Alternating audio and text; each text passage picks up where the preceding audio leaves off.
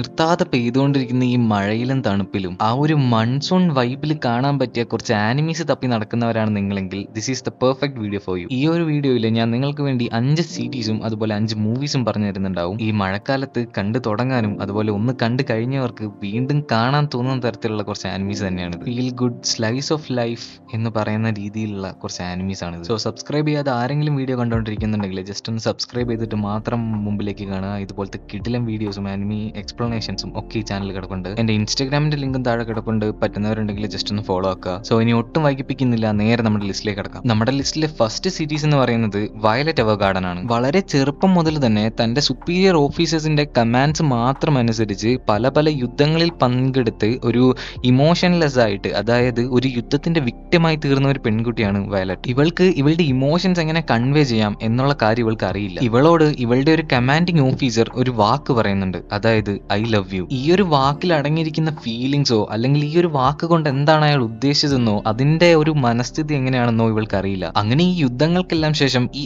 I love you എന്ന വാക്കിന്റെ ആഴം എത്രയാണ്, അതിൽ അടങ്ങിയിരിക്കുന്ന ഹ്യൂമൻ ഫീലിങ്സ് എത്രയാണെന്ന് കണ്ടുപിടിക്കാൻ നടക്കുന്ന ഒരു പെൺകുട്ടിയുടെ കഥയാണ് ഈ വയലറ്റ് എവർഗാർഡൻ എന്ന സീരീസിലൂടെ പറഞ്ഞു പോകുന്നത്. വെറും 13 എപ്പിസോഡ് മാത്രം വരുന്ന ഒരു ആനിമി നിങ്ങൾ ജസ്റ്റ് ഒന്ന് തുടങ്ങിയാൽ മതി, പിന്നെ ഇത് തീരുന്നതൊന്നും നിങ്ങൾ അറിയത്തു പോലുമില്ല. Trust me on this guys, it's worth it. So നമ്മുടെ രണ്ടാമത്തെ ആനിമി എന്ന് പറയുന്നത് ഓറഞ്ച് എന്ന് പറയുന്ന ഒരു ആനിമിയാണ്. ഹൈസ്കൂളിലേക്ക് പോകാൻ നിൽക്കുന്ന നമ്മുടെ മെയിൻ ക്യാരക്ടറായ നാഹോ എന്ന് പറയുന്ന പെൺകുട്ടിക്ക് ഒരു ലെറ്റർ കിട്ടുവാണ്. ആ ലെറ്റർ ഇവളുടെ ഫ്യൂച്ചർ സെൽഫ് തന്നെ ഇവൾക്ക് അയച്ചിട്ടുള്ള ഒരു ലെറ്ററാണ്. അവൾക്ക് ഇനി മുമ്പിലേക്കുള്ള ലൈഫിൽ അവൾ എടുക്കേണ്ടി വരുന്ന തീരുമാനങ്ങൾ അതിനി ഫ്യൂച്ചറിൽ റിഗ്രറ്റ് ചെയ്യാതിരിക്കാൻ വേണ്ടിയിട്ട് ആ ഫ്യൂച്ചർ സെൽഫ് ഇവൾക്ക് അയച്ചിട്ടുള്ള ഒരു ലെറ്ററാണിത്. ഈ ഒരു ആനിമിയിലൂടെയും മനുഷ്യന്റെ വികാരങ്ങളെ തന്നെയാണ് പറഞ്ഞു പോകുന്നത്. നമ്മുടെ ലൈഫിൽ നമ്മുടെ സുഹൃത്തുക്കൾക്ക് എത്രമാത്രം പ്രാധാന്യമുണ്ട് എന്നൊക്കെ ഇതിനകത്ത് പറഞ്ഞു പോകുന്നുണ്ട്. നമ്മൾ എടുക്കുന്ന ഓരോ ഡിസിഷൻസിനും ഓരോ ചോയ്സസിനും നമ്മുടെ ജീവിതത്തിൽ ഒരുപാട് മാറ്റങ്ങൾ കൊണ്ടുവരാൻ സാധിക്കും എന്ന് ഈ ആനിമയിലൂടെ പറഞ്ഞു പോകുന്നുണ്ട്. ഇത് കുറച്ച് സയൻസ് ഫിക്ഷനും അതുപോലെ തന്നെ ഭയങ്കര ഇമോഷണലുമായിട്ടുള്ള ഒരു സ്റ്റോറിയാണ് കൺവേ ചെയ്തു പോകുന്നത്. ഈ മഴക്കാലത്ത് ഒരു മസ്റ്റ് ട്രൈ ഐറ്റം എന്ന് ഞാൻ പറയും. നമ്മുടെ ലിസ്റ്റിലെ മൂന്നാമത്തെ ആനിമി എന്ന് പറയുന്നത് സുഖിഹ കിഴൈ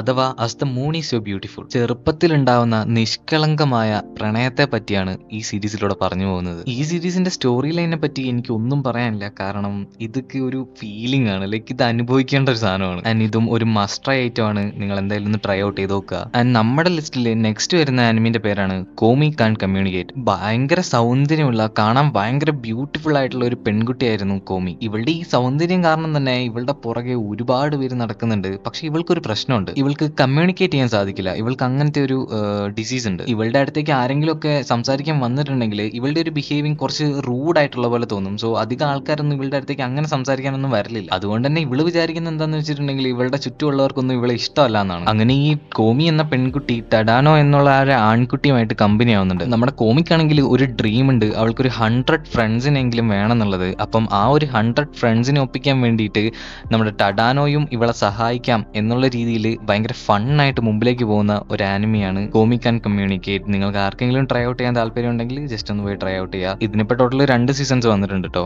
ആൻഡ് ഞാൻ നെക്സ്റ്റ് പറയാൻ പോകുന്ന ആനിമി നിങ്ങൾക്കെല്ലാം നല്ല പരിചയമുള്ള ആനിമി ആയിരിക്കും. പക്ഷെ ഈ മഴക്കാലത്ത് നിങ്ങൾ ഇത് തുടങ്ങി കഴിഞ്ഞാൽ ഭയങ്കര അടിപൊളിയായിരിക്കും. And it's one piece. അരപ്പിരിയായിട്ടുള്ള ഒരു മെയിൻ ക്യാരക്ടറും അവന് കൂട്ട് നിൽക്കാൻ പറ്റുന്ന പോലത്തെ വേറെ കുറെ സൈഡ് ക്യാരക്ടേഴ്സും ഇവരെല്ലാരും കൂടി ഇവരുടെ ഡ്രീംസിന് വേണ്ടിയിട്ട് ഫോളോ ചെയ്യുന്നതും അതിന്റെ ഇടയിൽ നടക്കുന്ന കുറേ മണ്ടത്തരങ്ങളും കുറെ ഇമോഷണൽ ആയിട്ടുള്ള രംഗങ്ങളും കുറെ ഡാർക്ക് ആയിട്ടുള്ള സാധനങ്ങളും എല്ലാം പറഞ്ഞു പോകുന്ന ഒരു കിടിലൻ ആനിമിയാണല്ലോ വൺ പീസ്. ഇത് നിങ്ങൾ സ്റ്റാർട്ട് ചെയ്ത് കഴിഞ്ഞാൽ it will become the part of your life. ശരിക്കും പറഞ്ഞു കഴിഞ്ഞാൽ കേട്ടോ, ഈ മഴക്കാലത്ത് കാണാൻ പറ്റിയ ഒരു ആനിമി തന്നെയാണ് വൺ പീസ്. ഇതിനെപ്പറ്റി ഞാൻ പറഞ്ഞുകൊണ്ടേ ഇരിക്കും. സോ നമുക്ക് നെക്സ്റ്റിലേക്ക് പോവാം. സോ നമ്മുടെ 5 സീരീസ് തീർന്നിരിക്കുകയാണ്. ഇനി നമുക്ക് 5 മൂവീസിലേക്ക് കിടക്കാം. ആൻഡ് മൂവീസിൽ ഞാൻ ഏറ്റവും ഫസ്റ്റ് തന്നെ റെക്കമെൻഡ് ചെയ്യാൻ പോകുന്ന മൂവിയാണ് മക്കട്ടോ ഷെങ്കൈന്റെ യുവർ നെയിം എന്ന ആനിമി. എന്തോ ഒരു കാരണം കൊണ്ട് പാസ്റ്റിലും ഫ്യൂച്ചറിലും ജീവിക്കുന്ന 2 പേരുടെ ഇടയിൽ ബോഡി സ്വിച്ചിങ് നടക്കുവാണ്. ചില സമയത്ത് ഉറങ്ങി എഴുന്നേക്കുന്ന സമയത്ത് മിത്സുക എന്ന ക്യാരക്ടറിന്റെ ശരീരത്തില് ടാക്കിയും അതുപോലെ ടാക്കിന്റെ ശരീരത്തില് മിത്സുകയും ആയിരിക്കും ഇടയ്ക്ക് ഉണ്ടാവുക. ആൻഡ് അതുപോലെ ഇതൊരു നോർമൽ സ്റ്റോറി അല്ല, ഇത് അത്യാവശ്യം നല്ല കോംപ്ലിക്കേറ്റഡ് ആയിട്ടുള്ള ഒരു കഥയാണ്. പടം കണ്ട് കഴിഞ്ഞിട്ടും നമുക്ക് വീണ്ടും വീണ്ടും ചിന്തിച്ചുകൊണ്ടിരിക്കാൻ പറ്റുന്ന രീതിയിലുള്ള ഒരുപാട് എലമെന്റ്സ് ഈ പടത്തിലുണ്ട്. ഇവര് തമ്മിൽ കോണ്ടാക്ട് ചെയ്യുന്ന രീതിയും അതുപോലെ തന്നെ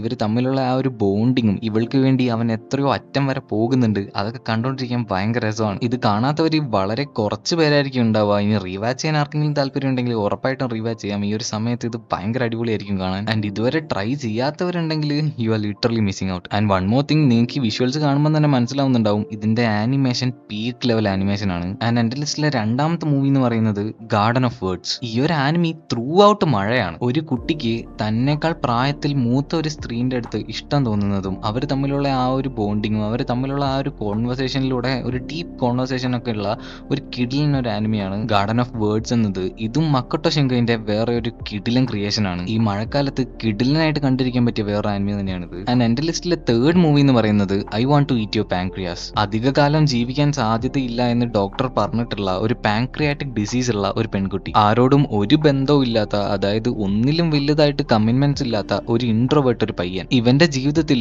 വളരെ യാദൃശികമായി അവൾ കടന്നു വരികയാണ്. ഇവന് ആദ്യം മുതൽ തന്നെ ഇവൾക്ക് അധികാലം ആയുസില്ല എന്നുള്ള കാര്യമൊക്കെ അറിയാം. ഒരു താല്പര്യവും ഇല്ലാഞ്ഞിട്ടും പല പല സാഹചര്യങ്ങൾ കൊണ്ട് ഇവരുടെ ബന്ധം വളരെയധികം വളരുന്നുണ്ട്. അങ്ങനെ ഇവരുടെ ജീവിതത്തിൽ നടക്കുന്ന ഒരുപാട് കാര്യങ്ങളും ഇതൊക്കെ ഇവരെ എത്രമാത്രം മെന്റലി അഫക്ട് ചെയ്തിട്ടുണ്ടെന്നും എല്ലാം കാണിക്കുന്ന ഒരു കിടിലൻ ആനിമയാണ് I want to eat your pancreas. ഒരു ഫീൽ ഗുഡ് റൊമാൻറ്റിക് ഇമോഷണൽ രീതിക്ക് പോകുന്ന ഒരു കിടിലൻ ആനിമയാണ് I want to eat your pancreas. Check out ചെയ്യാത്ത ആരെങ്കിലും ഉണ്ടെങ്കിൽ എന്തായാലും ചെക്കൗട്ട് ചെയ്യുക. നമ്മുടെ ലിസ്റ്റിലെ നാലാമത്തെ ഫിലിമാണ് Josee the tiger and the fish. കാലിന് സ്വാധീനമില്ലാത്ത കുമിക്കോ എന്ന പേരിലുള്ള ഒരു പെൺകുട്ടി, ഇപ്പൊ കോളേജിൽ പഠിച്ചുകൊണ്ടിരിക്കുന്ന ഒരു പയ്യൻ. അവൻ ഒരുപാട് പാർട്ട് ടൈം ജോബുകളൊക്കെ ചെയ്തിട്ടാണ് അവന്റെ ലൈഫ് അവൻ മുമ്പിലേക്ക് കൊണ്ടുപോയിക്കൊണ്ടിരിക്കുന്നത്. അവന്റെ ആ ലൈഫിലേക്ക് ഇവള് കടന്നു വരികയാണ്. അതായത് ഇവള് ഒരു ദിവസം പുറത്തിറങ്ങി വീൽ ചെയർ വിട്ട് വീൽ ചെയറിന്റെ ബ്രേക്ക് എല്ലാം പോയി ഇടിച്ച് തല്ലി ഇവന്റെ അടുത്തേക്ക് വരുന്നുണ്ട്. അങ്ങനെ ഇവൻ അവളെ രക്ഷിക്കുന്നുണ്ട് അതിൽ നിന്ന്. അങ്ങനെയാണ് ഇവർ തമ്മിൽ പരിചയപ്പെടുന്നത്. അങ്ങനെ അവളുടെ ഗ്രാൻഡ് മദർ ആണെങ്കിൽ നമ്മുടെ പയ്യന് അവളുടെ കെയർ ടേക്കർ ആവാൻ വേണ്ടിയിട്ട് ഒരു ജോലി കൊടുക്കുന്നുണ്ട്. ആൻഡ് അങ്ങനെ ഇവരുടെ ഇടയിൽ നടക്കുന്ന ഒരുപാട് രസകരമായ കാര്യങ്ങളിലൂടെ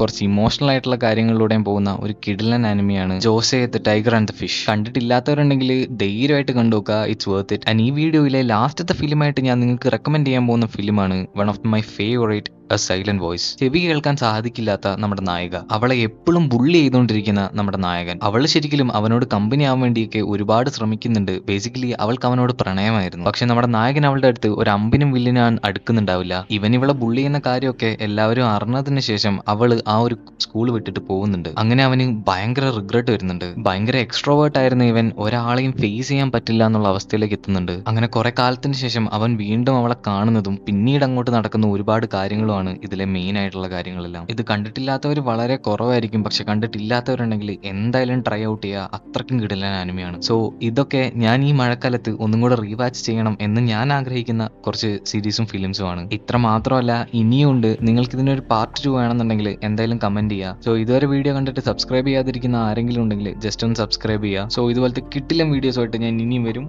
ബൈ.